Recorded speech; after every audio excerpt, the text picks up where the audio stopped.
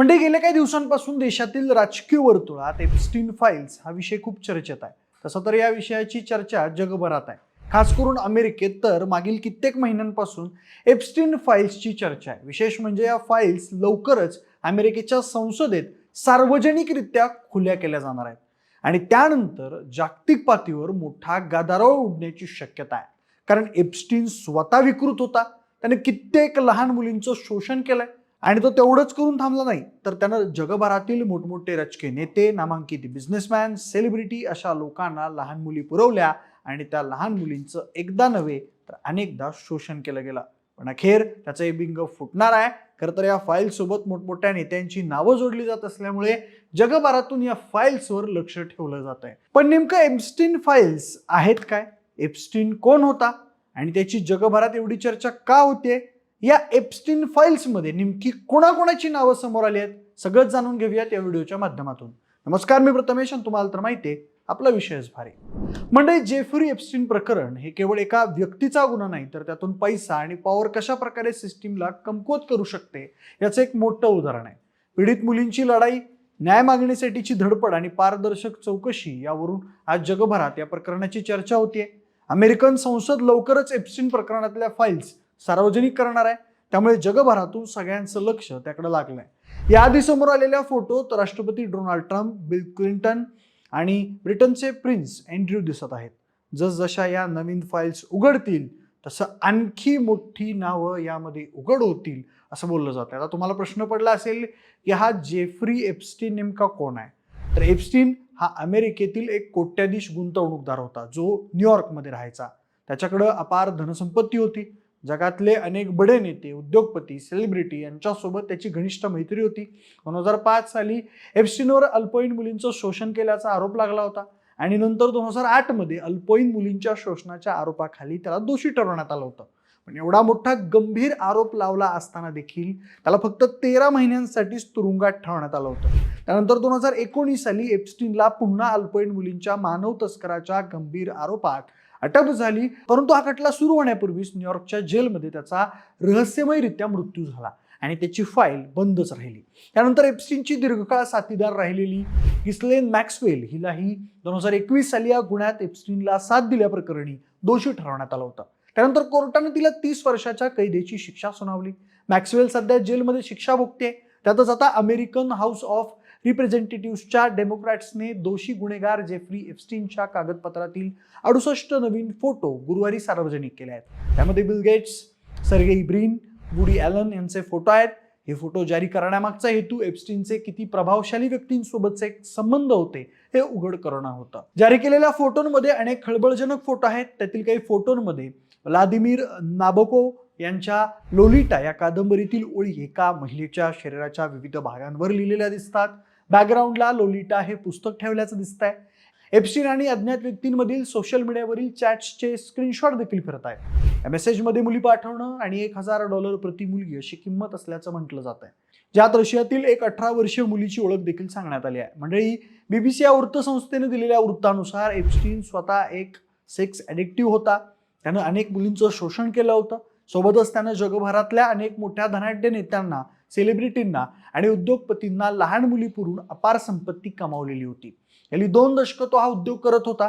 विशेष म्हणजे त्यानं या सगळ्या सेक्स स्कॅन्डलसाठी एक भेट विकत घेतलं होतं. तिथं तो या श्रीमंत लोकांना बोलवायचा आणि त्याच्या विकृत वासनांना आकार द्यायचा. मात्र त्याचा नीचपणा इथवरच सीमित नव्हता. त्यानं अजून खालच्या पातळीला जाऊन हे शोषण होत असताना त्याची रेकॉर्डिंग केली आणि त्या बदल्यात त्यांनी या बड्या नेत्यांकडून, सेलिब्रिटींकडून अनेक डील्स करून घेतल्या. इतरांना देखील ह्या डील्स करून दिल्या. एवढंच नाही तर अल्पवयीन मुलींचा पुरवठा करून तो जगातला सर्वात मोठा सेटलर झाला होता. जगातल्या सर्वात पॉवरफुल देशाच्या राष्ट्राध्यक्षाला देखील त्यानं आपल्या पिक पॉकेटमध्ये ठेवलेलं होतं. यामध्ये त्याची साथीदार गिस्लेन मॅक्सवेल ही त्याची स्टेपनी कम गर्लफ्रेंड होती. तिचं काम एकच होतं, ते म्हणजे ज्या ज्या लोकांना ही घाणेरडी सर्व्हिस पुरवायची असेल त्यांची लिस्ट बनवणं आणि त्यांना ईमेल पाठवून, फोन कॉल करून बेटावर अय्याशीसाठी बोलवणं. काही माध्यमांनी दिलेल्या माहितीनुसार काही वेळा तिनं एप्स्टीनच्या फोनवरून टेक्स्ट मेसेज केले आहेत. तर बऱ्याचदा तिच्या फोनवरून तिनं संपर्क साधला होता. तिनं ज्यांना बोलावलं त्यातले किती लोक प्रत्यक्षात तिथं आले आणि त्यांनी या घाणीत स्वतःला बुडवलं हे लवकरच आता समोर येणार आहे. कारण यात ज्यांची नावं आली आहेत अशा अनेकांचं म्हणणं आहे की आम्हाला केवळ कॉन्टॅक्ट केला होता, आम्ही त्यात सामील झालो नाही. यातलं काय खरं आणि काय खोटं ते अमेरिकेच्या संसदेत ही फाईल ओपन झाली तर कळेलच. मात्र अमेरिकेच्या संसदेत जे उघड होईल तेच अंतिम सत्य असेल का हे आता काळच ठरवेल. मंडळी, एप्स्टीनचं जाळं अत्यंत व्यवस्थित होतं. एबीपी माझा या वृत्तसंस्थेच्या पोर्टलवर प्रकाशित झालेल्या एका बातमीनुसार, समीर गायकवाड याच्या एका ब्लॉगनुसार, तो अल्पवयीन मुलींना न्यूयॉर्कमधल्या पाम बीचवर आणि त्याच्या खासगी बेटावर बोलवायचा. त्यांना मॉडेलिंग किंवा मसाजच्या नोकरीचं आमिष दाखवलं जायचं. सोबतच नव्या मुलीला आणल्यास बोनस दिला जायचा आणि या लहान मुलींना त्याच्या जाळ्यात अडकवायचा. या लहान मुलींचं शोषण झालं की तो त्यांचे व्हिडिओ रेकॉर्ड्स करायचा आणि या मुलींवरती जबरदस्ती केली जायची. त्यांना दुसरी मुलगी आणण्यासाठी भाग पाडलं जायचं.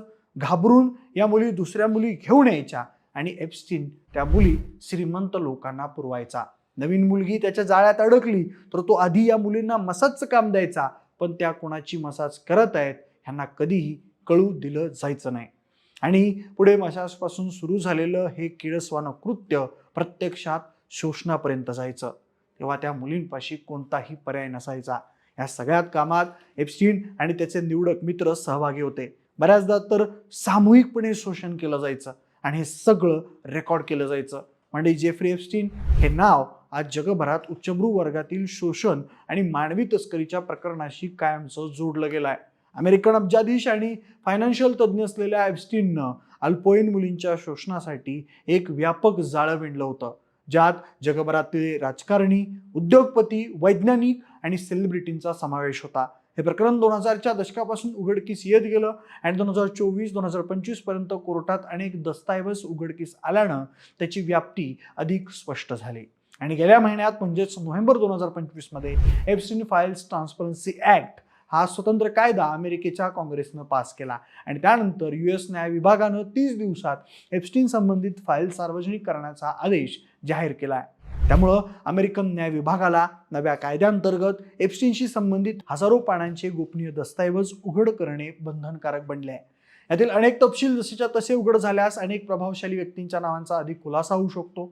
जेफ्री एप्स्टीनचा जन्म 1953 मध्ये झाला. तो वॉल स्ट्रीटवर एक यशस्वी ट्रेडर डीलर झाला आणि अनेक श्रीमंतांसोबत त्याची मैत्री झाली आणि पुढे या श्रीमंत लोकांना लहान मुली पुरवून त्यानं कोट्यावधी रुपये कमावले.